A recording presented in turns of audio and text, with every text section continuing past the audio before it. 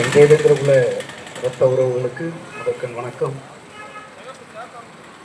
நான் மிரண்டு போகத்தக்க மாற்று சமூகமாக இருந்தாலும் தமிழ் சமூகமாய் அண்ணன் பேசியதை கேட்கும்போது மிகவும் வியப்படைந்து போனேன். ஆமாம், பாருங்க, இன்றைக்கு தம்பி ஆகாஷ் டெலிஷனுடைய லாக்அப் டெத் மரணம் 57 நாள் ஆச்சு. நம்ம கேட்பாரற்ற ஒரு சமூகமாய் நம்ம ஆமாம் பாருங்க, நம்மளுடைய ஆதங்கத்தை கேட்பதற்கு கூட இந்த தமிழக அரசு ஒருத்தர் கூட இல்லை. காரணம் என்னன்னு கேட்டீங்கன்னா, நமக்கு எத்தனை ரிசர்வ் தொகுதி, எத்தனை தனி தொகுதி இருந்து, நமக்கு எத்தனை பேர் அதிகாரத்தில் இருந்தாலும் அவங்க நமக்கானவர்கள் அல்ல. அதுதான் உண்மை.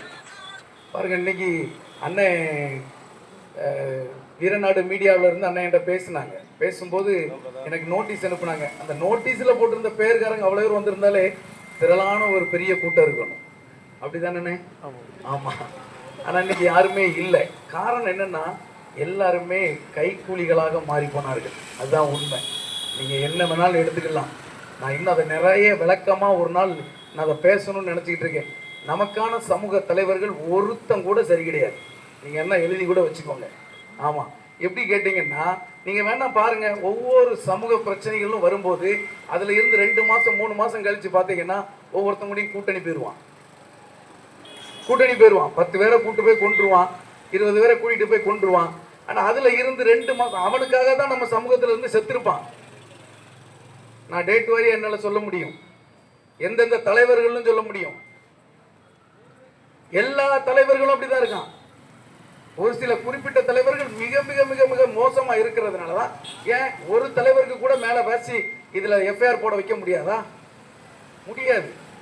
ஏன்னா இவன் 1க்கும் 2க்கும் அவங்கிட்ட போய் கையேந்தி பிச்சை எடுத்து நின்றுட்டு இருக்கிறான். இனியாவது நம்ம சமூக மக்கள் ஒன்றுபட்டு ஒருங்கிணைச்சு ஒரு நல்ல தலைவர்களை, முதலாவது நமக்காக யார் பேசுவா அப்படிங்கிற ஒரு முடிவுக்கு நீங்க வரணும். அப்படின்னா தான் இது நீங்க எதுக்கு 57 நாள் நம்ம இங்க போராடணும்? நல்லா யோசிச்சு பாருங்க. ஒரு கேட்பாரற்ற சமூகம் ஒன்றும் இல்லைங்க. அதாவது மாற்றான் தொட்டு மல்லிகைக்கும் மனம் உண்டுங்கிறது ஒரு இயற்கையான ஒன்று. நான் சமூகத்துக்காகவோ இல்லை மாற்று ஜாதியை குறை சொல்றதுக்காக பேசலை. கோவில்பட்டி பட்டணத்தில் ஒரு தேவர் சிலை உடைக்கப்படுகிறது. ஒட்டுமொத்த தேவர் சமூகமும் ஒன்று கூடி போராடி அன்றைக்கு சாயந்தரமே அந்த சிலை நிறுவப்படுகிறது. காரணம், அவங்ககிட்ட இருக்கிற ஒற்றுமை. அதை பார்த்து நீங்க பெருமைப்படணும். அவனை நீங்க இகழ்ச்சியா நினைக்க கூடாது. நமக்குள்ள மோட்டிவேஷனை உருவாக்கி வார தலைவர்கள்லாம் தேவர் வேற, தேவேந்திரர் வேற, நாடார் வேற, நாய்க்கர் வேற, கோனார் வேறன்னு பிரிச்சு நம்ம பிள்ளைகளை எல்லாம் தூண்டி விட்டுட்டு அவன் ஒரு சீட்டையும் 2 சீட்டையும் வாங்கி குளிர் காஞ்சிட்டு போயிட்டே இருக்கான். இதுதான் உண்மை. நேற்று வீரநாட்டு மீடியாவில் ஒரு ஸ்க்ரோல் பார்த்துக்கிட்டே இருக்கும்போது மதிப்பிற்குரிய ஐயா ராமராஜ் நீதிபதி ஐயா அவங்க பேசுறாங்க. எனக்கு அதை பார்த்து புல்லரிச்சு போனேன். ஒரு நீதிபதி, ஒரு ரிட்டையர்டு நீதிபதி இந்த சமூகத்தை நேசிச்சு பாருங்க, திருநெல்வேலியில இருந்து இங்க வந்து உட்கார்ந்து இருக்கிறார். ஏன் ஒரு தலைவன் இல்ல? நீ 50 கார் 100 கார்ல வரல, 50 கார் 100 கார்ல வரல. உன்னை தாண்டி எத்தனை இளைஞர்களை நீ குடிக்க வச்சு அவனை போதை வசத்துக்கு அடிமையாக்கி நீ கூட்டிட்டு வரல. கூட்டிட்டு வந்து கொல்ற. இங்க கொன்றுத, அங்க கொன்றுத. அதுல இருந்து அந்த கொலை, அந்த எந்த கலவரம் நடந்தாலும் சரி, அந்த கலவரம் நடந்த கொஞ்ச நாள்ல நீ பாரு, நீங்க அதெல்லாம் உணரணும். கொஞ்ச நாள்ல எவன் கொன்னானோ, எந்த ஆட்சி நம்மை கொன்னதோ, எந்த ஆட்சி துப்பாக்கி சூடு நடத்துறதோ, எந்த ஆட்சி நம்மளை ஆத்துல அடித்து கொள்றானோ அவனோட தான் இவன் கூட்டணி வைப்பான். வைக்கானா இல்லையா? அவனோட தான் இவன் கூட்டணி வைப்பான். நீங்க அதெல்லாம் மறந்து போவீங்க. இதெல்லாம் ஏன் இப்போ தம்பி ஆகாஷ் டெலிஷன் காரியத்துல நீங்க பேசுறீங்க அப்படின்னு நீங்க கேட்கணும். அரசியல் பேச வேண்டிய அவசியம். ஏன் பேசுறேன்னா, 57 நாள் போராடுறீங்கல்ல. ஒரு தலைவன், எனக்கு பிரதமரை தெரியும், முதலமைச்சரை தெரியும், அவனை தெரியும், இவனை தெரியும் பேசுறான்ல. இப்ப அந்த மாதிரி மானாமதுரை பக்கத்துல கிருஷ்ணராஜபுரத்துல ஆகாஷ்ங்கிற ஒரு சகோதரனை அடிச்சு கொண்டுட்டாங்க. ஜட்ஜ்மெண்ட் இது கோர்ட்ல வர எங்களுக்கு இப்படி ஒரு ஆர்டர் கொடுத்திருக்காங்க.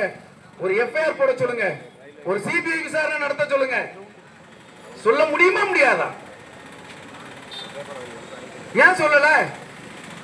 சொல்ல முடியாது. சொன்ன அந்த ஒரு சீட்டும் கிடைக்காது. அதான் உண்மை. எல்லாம் நீங்க ரத்த உறவுகளா இருக்கிறதுனால நான் அதை சொல்றேன். வெகு விரைவில் உண்மையிலே சொல்றேன். எனக்கு சொந்த ஊர் சிறுவைகுண்டம். சிறுவைகுண்டத்துல எல்லா ஜாதிக்காரங்களும் இருக்காங்க. எல்லாரும் ஒற்றுமையா இருக்கும். எல்லாரும் ஒற்றுமையா இருக்கும். நீங்க அரசியல்ல நீங்க அதிகாரம் பெறாத வரைக்கும் நீங்க 57 நாள்ல 500 நாள் போராடினால் ஒண்ணுமே நடக்காது. நீங்க ஒன்றுபட்டு முதல்ல எல்லாருமே அமைப்புல அதிகாரத்துல வந்து உட்கார்ந்தா மட்டும்தான் அதிகாரம் தான். பிரதமர் அம்பேத்கர் சொல்றாருல, ஆயுதத்தை விட வலிமையானது அதிகாரம்ன்றார். இந்த சமூகம் ஏன் மோசமா போகுது? விளாடிமிர் லெனின்கிறவர் சொல்றாருல, ஒரு சமூகத்தை நீ முதல்ல அழிக்கணும்னா அந்த சமூக இளைஞர்களின் சிந்தனையை நீ அழிச்சிரு அப்படி சொல்றாரு.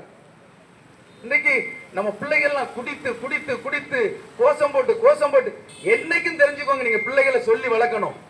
உன் பிள்ளை உன் வீட்டுல வளருதுன்னா அது ஒழுக்கமா வளரணும். மாற்று சமூகத்திற்கு அது இடையூறா ஒரு நாள் இருக்கக்கூடாது. அப்படி நம்ம பிள்ளைய சொல்லி சொல்லி வளர்க்கணும். நல்ல படிடா, நல்ல ஒரு வேலைக்கு போயிருடா அப்படி சொல்லணும். எந்த தலைவன் நமக்கு அப்படி கற்பித்தான்? ஒரு தலைவன் கிடையாது. கெட்டு வெட்டு போடு அப்படின்னு சொல்லிட்டு போயிட்டே இருப்பான். அவன் பிள்ளை ரோட்டுக்கு வராது. நீங்க எல்லாம் தேவேந்திர குல சமுதாயத்தை சேர்ந்த எல்லாரும் நீங்க புரிஞ்சுக்கணும். ஆமா, எனக்கு அண்ணன் நேற்று பேசும்போது வீரநாட்டு மீடியாவில இருந்து அண்ணன் பேசும்போது, அண்ணன் நீங்க கண்டிப்பா வந்துருங்க நாளைக்கு அப்படின்னு சொல்லி சொன்னாங்க. எங்களுக்கு திருநெல்வேலியில் ஒரு ஃபங்க்ஷன் இருக்குன்னு முடிச்சுட்டு நாங்கள் எப்படினாலும் வந்துடுறோம்னு சொல்லி சொன்னேன். உங்கள் ஊருக்கு வரும்போது தான் பார்க்குறேன், கிட்டத்தட்ட 1000-10,000 ஏக்கருக்கு மேலே ஃபுல்லாக வறண்ட பூமிகள்.